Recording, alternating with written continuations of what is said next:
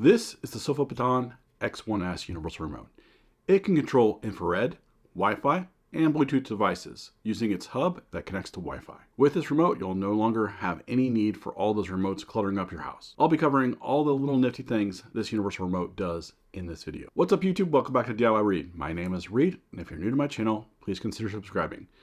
In this video, we'll be discussing the Sofabaton X1S Universal Remote and all of its features. The problem that I have with my Samsung TV and soundbar is I have to use one remote, or at least let my cable box remote know which one I want to program. So I either do the on and off with the cable remote, or I do the volume with the cable remote. It can't be both. For whatever reason, I don't know why, it just can't be both. And I haven't figured it out. It's kind of annoying. So now I'm tasked with, I have two remotes. I have to have one that turns on the TV and one that does the cable, changing the channels and all that, and the volume. Kind of annoying, especially when you have guests that are staying over the night and you're trying to explain to them, hey, to turn the TV on, you have to use this remote. To use the volume, you have to use this remote. It's kind of stupid. So now I can use one remote. In this thing, I can program all the remotes that I have to this actual one remote, and then also set up different activities. So that way I can say, turn on the TV, and it'll automatically, everything that I need to control the TV with, cable box, soundbar, all that will be controlled by one remote. The Sofabaton X1S remote is a sleek flat black design with some of the nice, easy to push buttons. It has an LCD screen and buttons that automatically light up when you pick up the remote, so that's really easy to find in any lighting condition. The new and improved LCD screen displays a few different things. Not only is it easier to read, but it also displays devices that you have set up, all the activities you program to it, and it allows you to go through the actual remote settings. Once you select a device to control, then it allows you to scroll through every single button on the original remote. Not only do you have the buttons on the remote to use, so just a normal up and down or volume up and down, channel, mute, and all that, play, pause, but you know that some remotes have different buttons like input or record or anything like that. That is all on here. You can scroll through every single different option on what button you want to use. Now, to get through all those menus, the screen isn't touchscreen. However, you do have this little scroll wheel that allows you to navigate through all the menus. This remote has a long-lasting rechargeable battery that lasts up to 45 hours of working time. And it uses a USB-C for recharging. So you'll have to no longer go find AA's, AAA's, or whatever it is. You just hook it up to USB-C charging cable and to a regular phone block, charging USB block, whatever it is, and it'll charge real quick. Sofabaton has the world's most complete database supporting over 6,000 brands and more than 500,000 devices. The database is continuously being updated, which means you can keep up with the latest high-tech trends. You can keep buying your new TVs, your new cable boxes, or new cable boxes, your new surround sound and all that, and this will be updated based on the internet. Now, before we cover how easy it is to set up devices and activities, I wanted to cover how this all works. The remote connects to the hub connects to your home Wi-Fi, and when you program the remote, it sends information from your phone to the hub, and then the hub sends it to, or at least sends it to the remote. All remote signals go through the hub. The hub acts like an IR blaster, offering 360-degree control of the signal. It also acts as a Bluetooth or Wi-Fi signal. And this works with certain devices that require those types of signals. If the hub is in a location that isn't able to send an IR signal to certain devices, it does come with these two different plugins here, one with two IR blasters and one with a single IR blaster.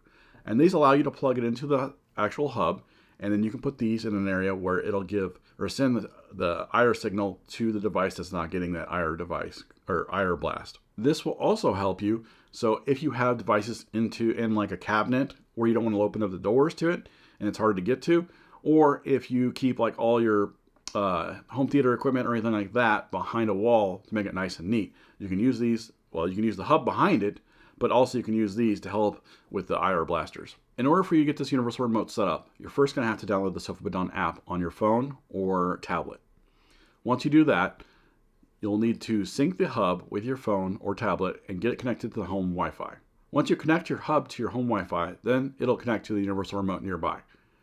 Now we are ready to start programming the remote with your devices and setting up activities. I'm going to walk through the app and kind of show you how to set up some of the devices and activities on your phone.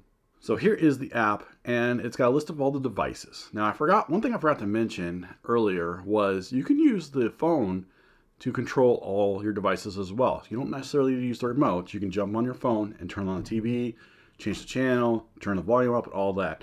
Everything exists on your phone as well inside the app. So here are my devices I've set up currently. I have my TV, my soundbar, and then this is master bedroom for my Roku. These automatically come over as what the device is, and I have renamed them so that way I know exactly which one they are. And the TV and soundbar I know is for my living room because that's what I programmed it for. But you can put whatever you want there. You can say living room TV or kitchen TV, whatever you want in there. So that way you can identify what it is. So like I said earlier, I can go in on the TV here, and I get a quick little display of the actual remote, or the universal remote, and I can go ahead and touch these buttons based on what I want to do. I can also go down here, and there's numbers on the bottom left. I can click on that, and I can type in numbers like I would for like a channel. And the bottom right is 3 dots, and this scrolls through all the different buttons that the TV has capability of doing. So I can legit just do social TV, source, stop, web browser, looks like energy saving. I can go into that setting, Amazon. I can go through all these different settings or options on the remote. Same thing goes for my Roku remote and soundbar. Now, to add, I can go ahead and hit the plus button, and this asks, is it an infrared device, Bluetooth, or Wi-Fi? I'm going to say infrared. And then here, you can either have it learn based on button pushes, or you can search their database for the device. So right now, mine was Samsung TV. I can type in Samsung, and now I have the Samsung TVs listed, kind of like the model number. And I can just type in the model number right here, or I can go in here and find it, which it'll be very tough to find. I mean, you could probably quickly find it. I don't know. There's a lot, as you can see, there's a lot of DVD and Blu-ray players here. TVs, Streambox. I would type in the model number if you can, and then type it in there, and it'll allow you to add it. And then what's going to do is download.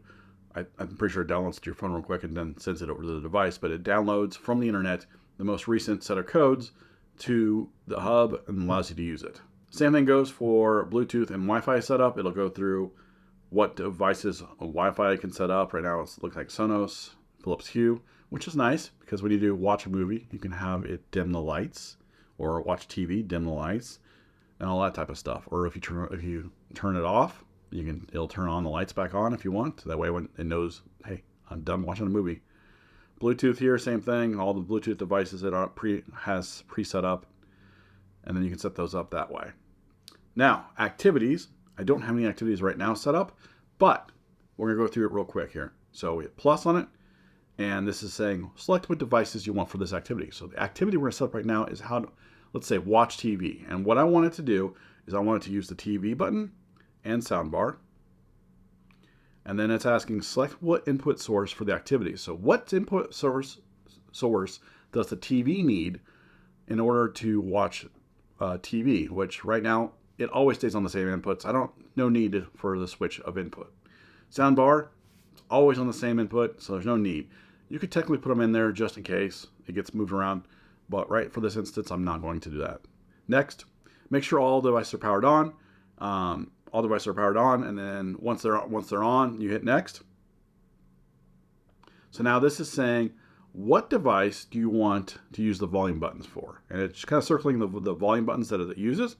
And I want to use the soundbar. So next. Now it's saying, what devices do you want the remote, the other remote control to use besides the volume? So channel up, play, pause, home, back, all that. I want the TV to do that, right? So I hit next. Now I'm done. So I can type in the activity I want here is watch TV. And I complete. Now it's going to send that activity to the hub and then sync it with my phone. Or not my phone, but the remote.